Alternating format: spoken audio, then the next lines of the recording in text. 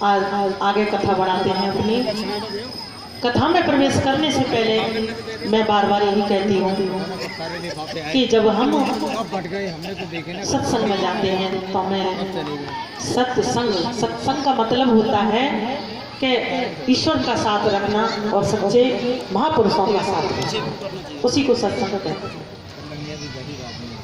और सत्संग में बैठने से पहले हमें अपने अंतकरण को शुद्ध कर लेना चाहिए। सभी कहते हैं ना कि विश्वासम फलदायकम, प्रभु के भजन में भगवान में विश्वास करना और सच्चे भाव अपने बनाना। क्योंकि हम साधारण सी कोई भी चीज लेने जाते हैं मार्केट में, बाजार में, तो सबसे पहले क्या पूछते हैं? भाव। छोटी छोटी चीज भी अगर हम लेने जाते हैं तो किस भाव दें। मान लिया आलू भी खरीदे, भैया आलू किस भाव दें, भाव पूछते हैं ना। आप भगवान के दरबार में आओगी तो भगवान भी आपके भावों को पूछते हैं कि भक्त के अंदर इतने बड़े भाव हैं, इसका मन कहाँ है, भगवान में है या घर में है। क्योंकि भक्त संसार है, जब तलक है जिंदगी फुर्सत न होगी काम से, और टाइम कुछ ऐसा निकालो प्रेम कर लो प्रभु श्री राम से, समय निकालना पड़ेगा। भगवान कहते हैं मैंने तुझे 24 घंटे दिए हैं अपने काम करने।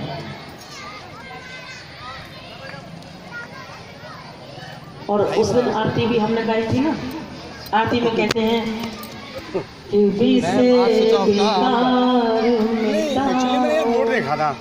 पाप हरो देवा श्रद्धा भक्ति बढ़ाओ संतन की सेवा। श्रद्धा भक्ति विश्वास कहते हैं ना, श्रद्धा भक्ति बढ़ाओ संतन की सेवा। तो प्रेम और श्रद्धा भाव जब तक हमारे मन में नहीं जागृत होंगे तब तक ना हमको भक्ति मिल सकती है, और ना ज्ञान मिल सकता है, और ना वैराग्य मिल सकता है, और ना इस संसार से, इन दुखों से हमारा पीछा छूट सकता है। एक सोचने वाली बात है कि जिनसे हम इतना संसार में लगाव लगाते हैं, एक दिन उन्हीं को छोड़ करके चले जाते हैं, कुछ दिन वो शोक करते हैं, लेकिन फिर वैसे क्या है संसार। 17 मार्च कौन सा ग्रुप है? कल मैंने बाबा तुलसीदास का सुंदर आपको प्रसंग सुनाया था। बाबा तुलसीदास को बताया था उनकी देवी ने कि जितना हित हरा मुझसे उतना हर से हो, चले जाओ बैकुंठ को पल्ला ना पकड़ो। कंफ्यूजन पैदा कर दिया ना। तो भगवान के चरणों में हमारा ध्यान होना बहुत जरूरी है। जब तक ध्यान नहीं लगाओगे परमात्मा की प्राप्ति नहीं होगी। श्री सूजी महाराज नैमी शरण तीर्थ के किनारे भक्तों अपने सोनक ऋषियों को यही समझा महाराज आया तो था ये कि परीक्षित जी महाराज की गर्भ में रक्षा की गोविंद ने, और अपने द्वारकापुरी चले गए। और वहाँ अर्जुन भी उनके साथ गए थे, और भीलों के द्वारा कुछ दिन पश्चात ऋषियों के श्राप द्वारा यदु कुल वंश का नाश हुआ, और प्रभु मेरे श्री राम स्वधाम समर्थ पधार गए। तो श्री सुखदेव जी महाराज को व्यास जी महाराज ने श्रीमद् भागवत महापुराण पढ़ाया, और 18,000 श्लोकों की श्रीमद् भागवत महापुराण की रचना की। कब तक चलेगा? 24 तारीख। एक दिन की बात चलेगा कि जब गोविंद का ये समाचार सुना युधिष्ठिर जी महाराज ने कि भगवान स्वधाम चले गए, तो पांडवों ने, कुंती और द्रौपदी सभी ने अपने शरीर को भगवान का चिंतन करते हुए अपना शरीर,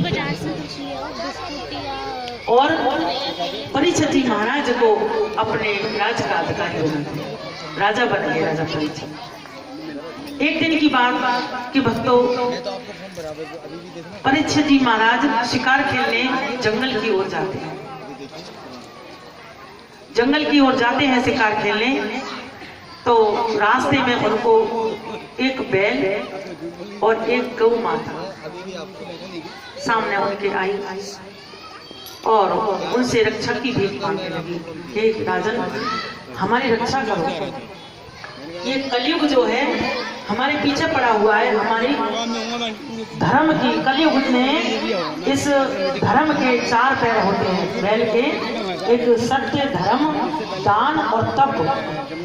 हमारे 4 चरण होते हैं। जिसके जीवन में सत्य है, जिसके जीवन में धर्म है, जिसके जीवन में दान है और जिसके जीवन में तप है,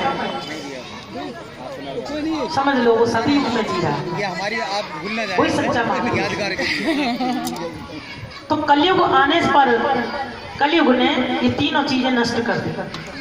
न तप रहा, न जप रहा और न दान रहा और सत्य भय। रक्षा मंत्रालय लेकिन एक पैर धर्म का बाकी बचा है। तो बैल जो है, बैल रूपी जो धर्म है, राजा से भिक्षा मांग रहा है कि भगवान मेरी रक्षा करो।